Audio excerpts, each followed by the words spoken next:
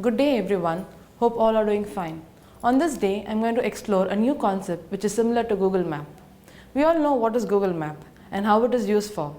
Same like Google Map, we are having a map that is going to be used in education field for teaching as well as for learning. Can you all guess what I am speaking about? A new map kind which can be used in teaching and learning. Isn't it new to you? Fine, without much suspense, let me tell you what I am going to speak about. It's called a mind map, where it helps us to identify the different routes and branches to teach or understand one particular concept in detailed manner. Today, let's take a chance to know how to use mind mapping in teaching perspective. After the COVID time, the education platform has been changed as offline and online class, where we started to use technology-based teaching plus classroom teaching.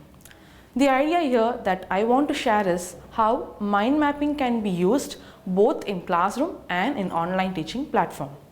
In this video, first let me explain the concept of mind map and the method of adopting to teach the subject income tax to the college students. So, what is mind map? Mind map means writing down a central theme and thinking of new and related ideas which radiate out from the center. We can focus on key ideas which could be written down in our own words and look for connections between them which can be mapped together in a way that will help us to understand better and retain the information. How mind map works? Mind mapping is a useful technique which supports learning for the students, improves in recording the information, identifies the different facts and ideas that are related between various terms and concepts. And it also enhances creativity as well as problem solving skills. Mind maps provide a structured way to capture and organize ideas and information. It helps the users to understand the concepts by breaking them down into different component parts. This technique of mind map teaching is used to develop new ideas or to break down and better understand the existing information. We can also bring out creative, realistic examples to have a practical approach among the students as well. How mind map benefits the students? When the lecture is given in class, as students, you all take down the notes in class. Say, a few might take down in bulletin points, some might take in lines or a kind of a para type, etc. Each one has different style of taking notes. I could suggest you to take notes in a nutshell by using the mind map concept of just writing down the key points by connecting each key point with the previous one.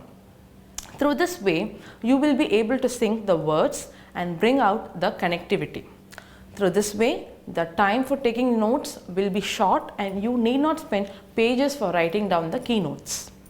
Everything will be ended up in one single sheet, which also helps you to increase your potential to build up your own skills of writing crisp and understandable. Fine. Now let's learn the concept of residential status in income tax. What is residential status? Have you heard about it anywhere? Definitely you would have come across about the term resident, but what is residential status? In income tax, we have various concepts like residential status, income from salary, house property, capital gain, business or profession, other source, set off and carry forward, clubbing of income, and it goes on. To teach a concept with mind map, we can create a main heading, subheading and a small content in each subheading. These contents can be mapped to various concepts and create a logic for the better understanding of the terms. By adopting the method mind mapping to teach income tax, it gives a clear view among the students which paves a positive approach to learn the subject with interest and understand the concept very clearly. Now, in this video, let's spend some time to learn the concept of residential status by using the method of mind map. We start preparing the mind map with the term individual assessee, where he will be either a resident or non-resident. How this could be proved? By applying the basic conditions, the residential status could be identified. So, basic condition 1 is an assessee must stay in India for at least 182 days during the preceding previous year.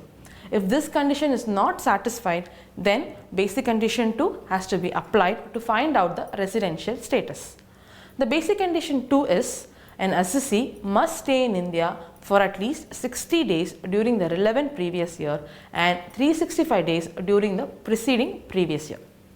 If any one of the basic conditions is satisfied, then it is proved that an assessee is a resident but not ordinary resident. To prove the ordinary resident, both the additional conditions are to be satisfied. That is, additional condition 1, he should be a resident for 2 years out of 10 preceding previous years, and he should stay in India at least for 730 days during 7 preceding previous year. If the basic conditions are not satisfied, then the assessee is called as non-resident. So in the next video, let's learn how to use mind mapping to teach the concept of allowance and perks in chapter Income from Salary. Thank you all.